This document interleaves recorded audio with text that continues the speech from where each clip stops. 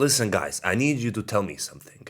How is everyone in the comment sections on YouTube and on Google so certain that Israel Adesanya will lose to Alex Pereira?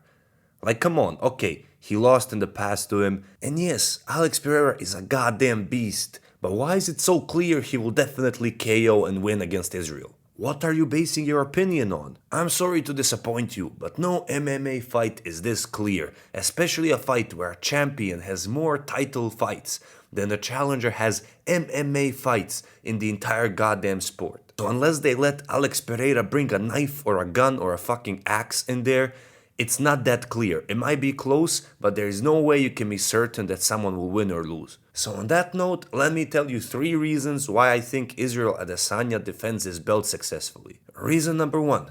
I believe Adesanya made much greater improvements in his combat sports abilities than Pereira did since they last fought. Since that time, Izzy made so many improvements. He became so goddamn hard to hit. I mean, look at this. Every time Izzy fought a striker, we were never worried. Our biggest worry was always, oh, what if they shoot for a takedown? Oh, what if they bring him down? This, that. We were never ever worried saying, oh, what if this person outstrikes Israel? That's because we know it's so hard to outstrike Israel. That's because we know he's so goddamn hard to hit. And now, all of a sudden, just because he lost to Alex years ago, we're all of a sudden worried about striking. Oh shit, what if he gets caught? Well, that was a possibility always. Against Romero, against Costa, against Whitaker, Cannonier. They all had that. They all had that. And sure, you can claim Pereira is a bit better. However, they all had that and we were never worried. Come on, guys. Over time, since their last fight, Israel developed a crazy style where he moves so much, so delicate, millimeters away, and he's so hard to hit. And another feature of his style is that he becomes like a mirror of his opponent. If his opponent comes out carefully, not really excited to fight or engage, Israel becomes the same. He just waits for you. Think about the Romero fight, right? Or the Cannonier fight. He just waits for you and picks you apart from the distance by points. However, if his opponent's rushing crazy looking for a fight, Israel mirrors them again. And in such war, he has outstruck every single opponent he has fought in the UFC, especially for like 10 fights at the championship level. So guys, as big of a threat as Alex Pereira is, and it is very possible he might knock Izzy out, however, it's not that clear. Please relax. It's not that clear. Izzy is very, very good. Don't be worried about him. That's reason number 1. Reason number 2 is something I already mentioned along the way, which is Izzy has much more experience in MMA. And I know what you might say. This will probably be a kickboxing fight. This won't be an MMA fight because these people never shot for a takedown in their lives. And you would be right. Yes. However, MMA is still a different sport even if you essentially just do kickboxing. I don't think you guys realize how stressful it is just to have a threat of a takedown. Just to have a threat of a clinch from which you might get tripped or this or that or clinch which won't be stopped by referees.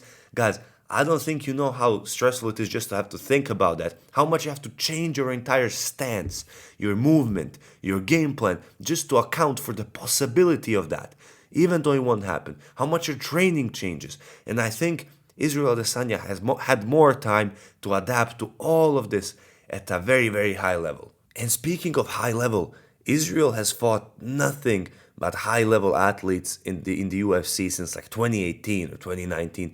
Nothing but high-level athletes, like 8 to 10 championship fights. I mean, that's all 5-round fights. And he rarely ever looked gassed out after all those fights that were 5 rounds if they went the distance.